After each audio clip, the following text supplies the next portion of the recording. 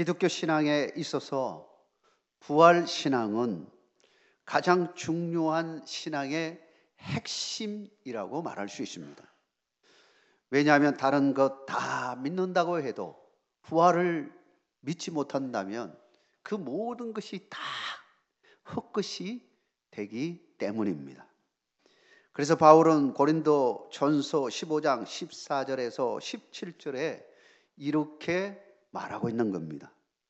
그리스도께서 만일 다시 살아나지 못하셨으면 우리가 전파하는 것도 헛것이요 또 너희 믿음도 헛것이며 또 우리가 하나님의 거짓 정인으로 발견되리니 우리가 하나님이 그리스도를 다시 살리셨다고 정언하였습니다.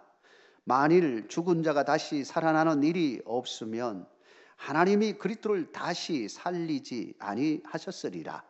만일 죽는 자가 다시 살아나는 일이 없으면 그리스도도 다시 살아나신 일이 없었을 터이요 그리스도께서 다시 살아나신 일이 없으면 너희의 믿음도 헛되고 너희가 여전히 죄 가운데 있을 것이요. 예수님의 부활 사건이 없었다면 우리의 믿음도 헛된 것이 되는 것입니다. 예수님의 부활 사건이 없었다면 우리의 정언도 거짓이 되어지는 것입니다. 우리는 여전히 죄 가운데 살아갈 수밖에 없었을 것입니다. 그러나 우리는 부활 소망을 가지고 나아가게 되었습니다. 왜냐하면 예수님이 부활하셨기 때문입니다. 이 믿음 위에 견고하게 서기를 주의 이름으로 축원합니다. 오늘 본문은 의심 많던 도마가 어떻게 부활하신 예수님을 만나고 부활을 확신하게 되어지는지를 보여주고 있습니다. 오늘 이 말씀을 통하여 우리 모두도 확실한 부활신앙으로 힘있게 살아가는 여러분 되시길 주의 이름으로 축복합니다. 첫째는 도마는 보아야 믿는 신앙이었습니다. 12제자 중에 하나인 도마는 오늘 본문에서 상당히 의심 많은 제자로 그려주고 있습니다. 그러나 여기서 말하는 이 의심은 무조건 의심하고 무조건 못 믿겠다고 하는 그런 의심이라기보다는 돌다리도 두드려보자라고 하는 그런 것처럼 꼼꼼히 따져보고 눈으로 확인하는 신앙이다, 이렇게 볼 수 있습니다. 그러니까 이성적이고 논리적이고 과학적이고 이렇게 증명이 되어지는 그런 논리로 신앙을 받아들이는 형태라고 말할 수 있습니다. 그러나 신앙에는 논리적으로 이성적으로 이해할 수 있는 부분들이 얼마나 되는가? 사실은 상당한 많은 부분들이 우리가 쉽게 이해할 수 없는 신비로운 것들이 많이 있습니다. 하나님의 말씀으로 모든 만물을 창조하셨다. 이걸 어떻게 믿을 수가 있습니까? 예수님의 기적 이야기를 어떻게 우리가 보지 않는 이상 믿을 수가 있겠습니까? 수많은 성경의 많은 이야기들이 신비로운 것들을 담고 있는데 그걸 우리가 다 짜서 본다면 과연 어느 정도 믿을 수 있을까요? 사실은 참으로 믿기가 힘들게 되어지는 거죠. 도마는 예수님의 부활을 목격한 제자들의 말을 듣고는 도저히 믿을 수가 없었습니다. 왜냐하면 그는 그의 이성과 논리로는 이게 이해가 되지 않았기 때문입니다. 그는 이렇게 말합니다. 내가 그의 손에 목자국을 보며 내 손가락을 그 못자국에 넣으며 내 손을 그 옆구리에 넣어보지 않고는 믿지 못하겠노라 라고 말하고 있습니다. 그때로부터 8해 후에 예수님께서 직접 도마에게 나타나시게 되었습니다. 왜 예수님은 도마에게 직접 나타나셔서 손과 옆구리를 직접 만지게 해주시고 믿게 하셨을까요? 그의 의심 많은 그 어리석음을 깨우치기 위함이 아니겠습니까? 그는 예수님으로부터 사실 예수님께서 죽으시면 사흘 만에 다시 부활할 것이라는 말을 몇 번이고 들었습니다. 제자들을 모아놓고 예수님께서 여러 번 말씀하셨습니다. 만약에 그걸 기억하고 믿었다면 제자들이 우리는 예수님 부활하셨다라고 하는 다른 제자들이 말하는 것을 듣고서는 아, 그렇지, 예수님께서 분명히 말씀하셨지 하면서 믿었을 것입니다. 믿지 못했다고, 그리고 의심했다고 한다는 사실은 뭘 말하는 것입니까? 부활 자체를 믿지 못했던 겁니다. 예수님이 부활했다는 그 자체를 그는 받아들이지 못했던 것입니다. 그는 이성적으로 논리적으로만 계산했기 때문입니다. 사랑하는 성도 여러분, 우리는 부활 사건을 어떻게 받아들여야 할까요? 논리적으로 받아들일 수 있을까요? 아니면 이성적으로 받아들일 수 있는 문제일까요? 아닙니다. 사랑하는 성도 여러분, 믿음으로 받아들이시기를 주의 이름으로 축원합니다. 믿음으로 받아들이면 어떤 일이 일어나겠습니까? 그래서 두 번째로 살펴봐야 할 것이 예수님이 과연 어떤 신앙을 가지기를 원하고 계셨냐라고 하는 것입니다. 마가에게 뭐라고 말씀하셨는지를 주목할 필요가 있는 겁니다. 왜냐하면 그 내용이 우리를 향한 말씀이기 때문입니다. 두 번째로 예수님은 보지 않고도 믿는 신앙을 가지라고 도마에게 말하고 있는 겁니다. 예수님은 보아야 믿는 도마의 믿음을 보시고 안타까워하시면서 보지 않고도 믿는 믿음을 가지라고 말하고 있는 겁니다. 사실 신앙에는 두 흐름이 있습니다. 이 흐름은 사실 양립되는 것은 아니고 서로 보완적인 요소들을 가집니다. 그럼에도 불구하고 굉장히 중요한 우리 통찰력을 우리에게 주는 두 흐름이 있습니다. 한 가지 흐름은 이해하고 믿는 믿음입니다. 먼저 이해가 되어야 믿을 수 있다라고 하는 그런 패턴인 겁니다. 두 번째 패턴은 믿고 나서 이해되는 믿음입니다. 교부 가운데 토마스 아퀴나스가 있습니다. 이 토마스 아퀴나스는 신앙이 이성과 조화를 이루어야 한다고 보고 있는 사람입니다. 인간의 이성이 하나님의 계시, 이것을 어느 정도는 이해할 수 있다라고 믿는 사람입니다. 실제로 우리도 어느 정도는 이해되는 부분들이 있지 않습니까? 논리적으로, 이성적으로, 논리적으로 따져봐가지고 아, 이것은 믿을 수 있는 거구나 하고 하는 점들이 있는 겁니다. 또한 이런 논리를 가지고 있는 사람은 아무거나 그냥 무작정하고 믿지 않은 겁니다. 따져보고 어느 정도 합리적인 것이 되어질 때 믿게 되어지는 겁니다. 우리의 신앙도 이런 점들이 필요합니다. 왜냐하면 이단이 많은 이 세상 속에서 여러 가지 말들이 많이 있기 때문에 분석해보고 아, 이것은 잘못된 것인지 분석할 필요가 있는 겁니다. 이성이 동원되어야 하는 겁니다. 지적인 요소가 동원되어야 하는 것입니다. 그러나 이것이 다가 아니다는 사실을 알아야 됩니다. 신앙에는 신비로운 것들이 얼마나 많은지 모릅니다. 삼위일체 하나님의 존재, 예수님의 성육신 사건, 그의 죽으심과 부활하심, 성령의 임재와 역사하심, 기적의 역사, 이 모든 것 어떻게 논리적으로 이해할 수가 있습니까?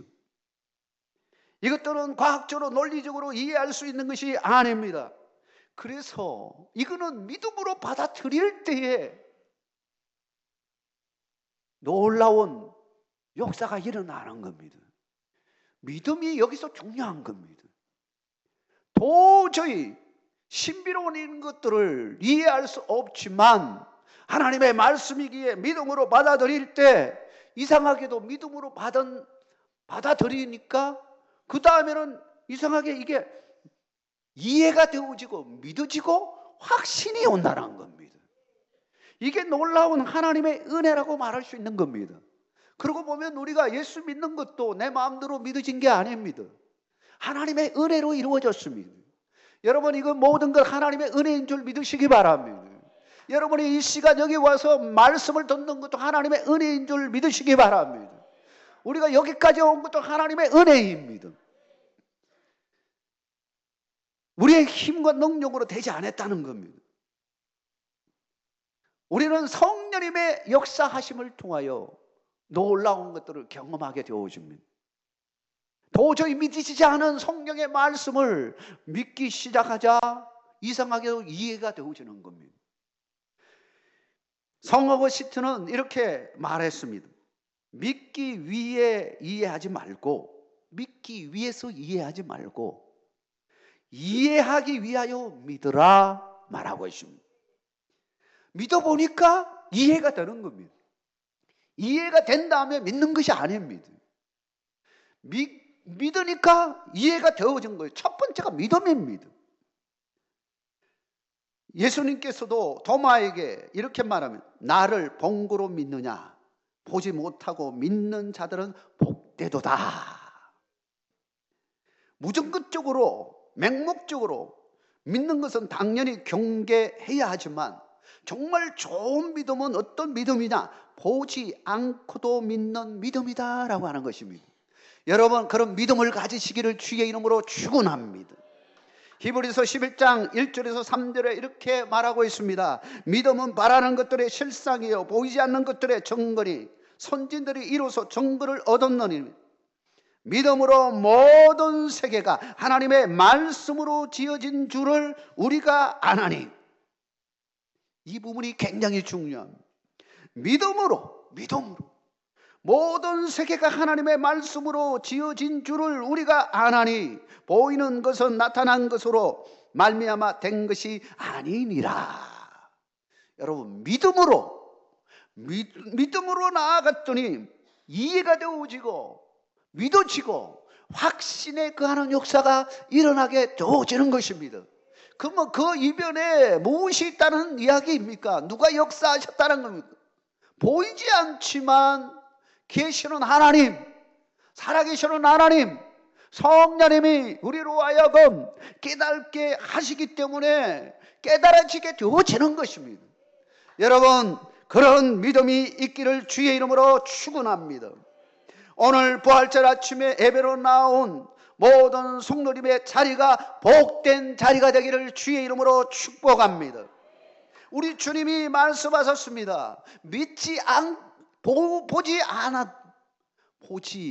보이지 않아도 믿는 믿음이 복되도다라고 이야기합니다. 여러분은 진정으로 복 있는 사람임을 믿으시기 바랍니다. 아브라함이 보이지 않는 하나님을 믿음으로 하나님의 복을 받았습니다. 우리는 실제로 보지 않았지만 2000년 전에 부활하신 예수님, 그분을 믿음으로 받아들임으로, 고백함으로 이제 복 있는 자가 됐음을 믿으시기 바랍니다. 이때부터 우리는 출발하는 것입니다. 여러분은 복된 자리로 나왔고 앞으로도 복 있는 사람이 될 줄 믿습니다. 도마도 마찬가지로 부활하신 예수님을 만나고 나서 확신을 가지게 되었습니다. 나의 주님이시여 나의 하나님이시입니다 하고 고백한 겁니다. 부활의 예수님을 믿음으로 받아들임으로 하나님의 축복이 여러분과 함께하기를 주의 이름으로 축원합니다. 마지막으로 오늘 우리에게 주시는 교훈은, 우리는 성경에 근거한 부활신앙 위에서 있어야 한다는 것입니다.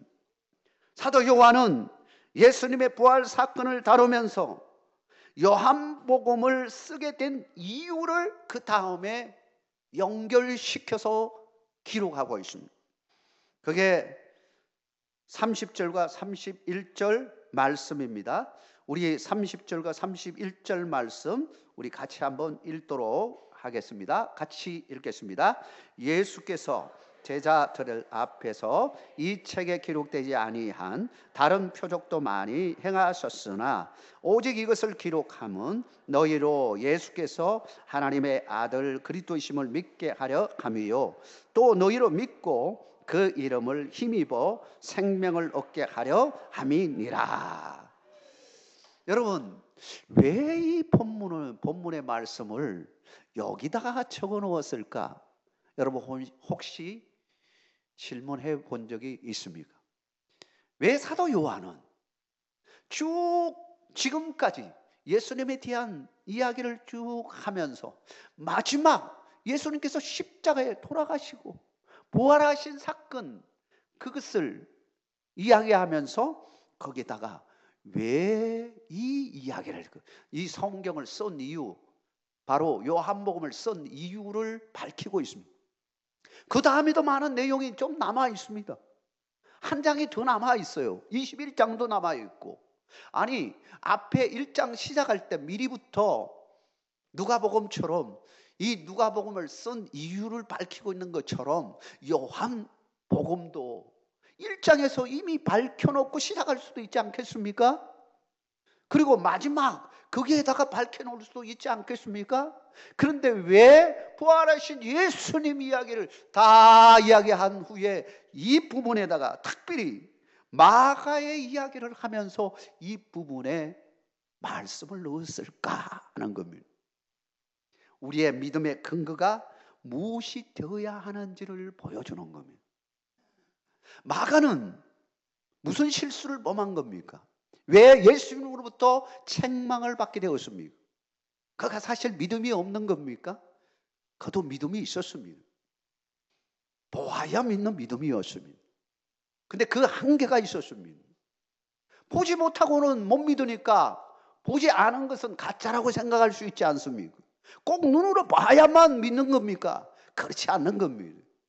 그렇다면 보지 않고 믿는다면 보지 않고도 믿는 믿음이 되어지려면 대단한 믿음이 있어야 되는 겁니다. 대단한 믿음이 있어야 되는데 어떤 믿음이 있어야 되느냐 하는 질문을 할 수 있겠죠.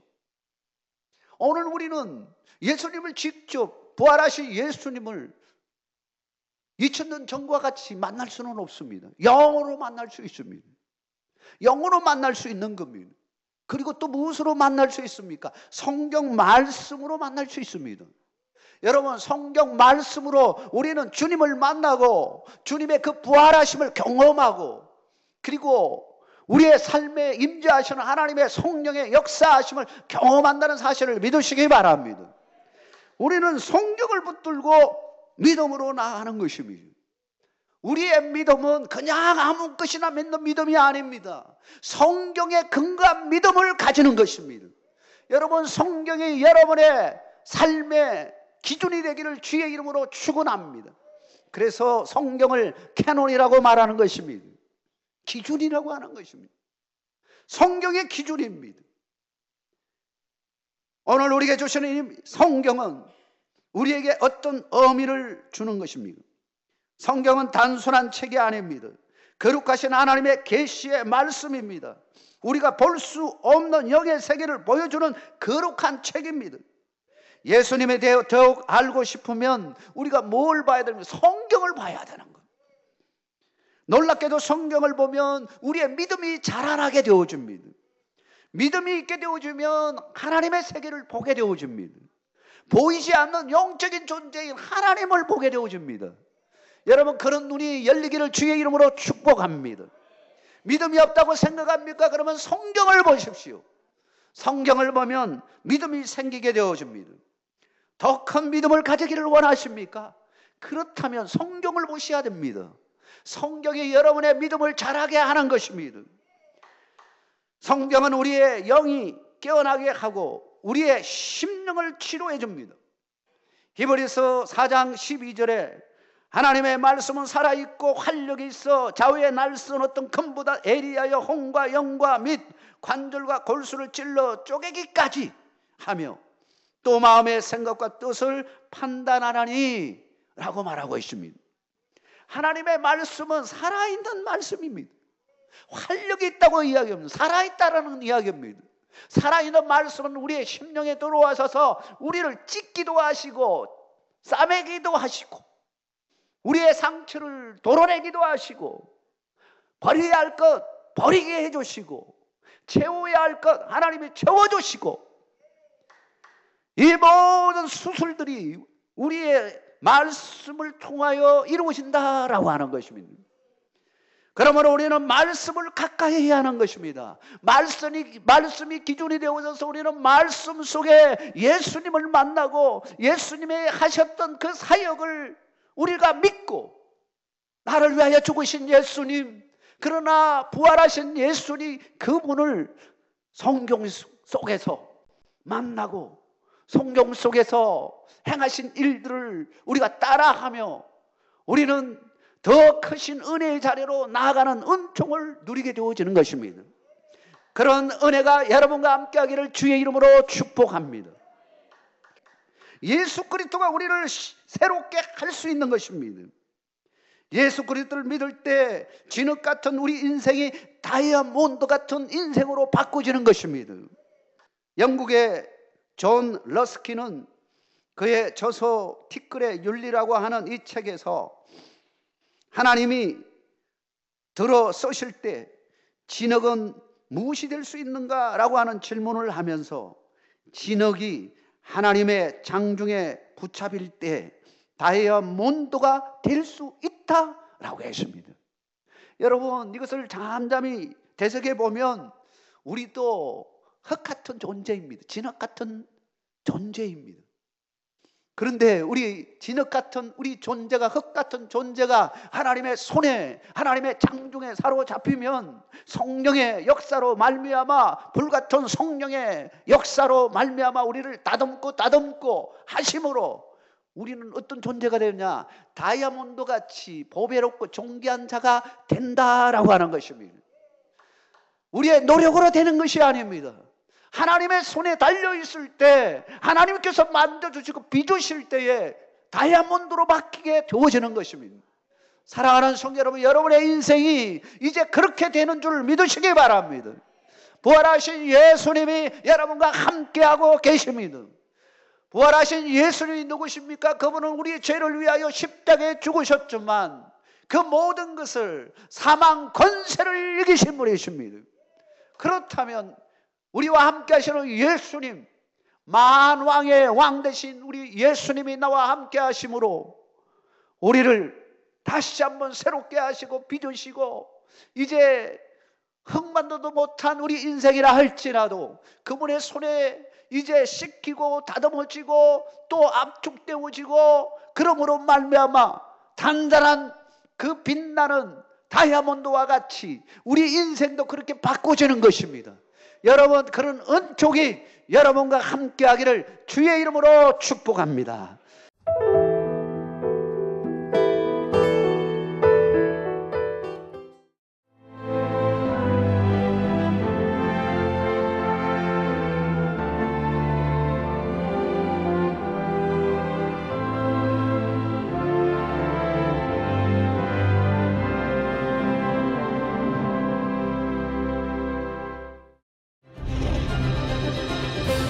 기회는 준비된 도시를 선택합니다.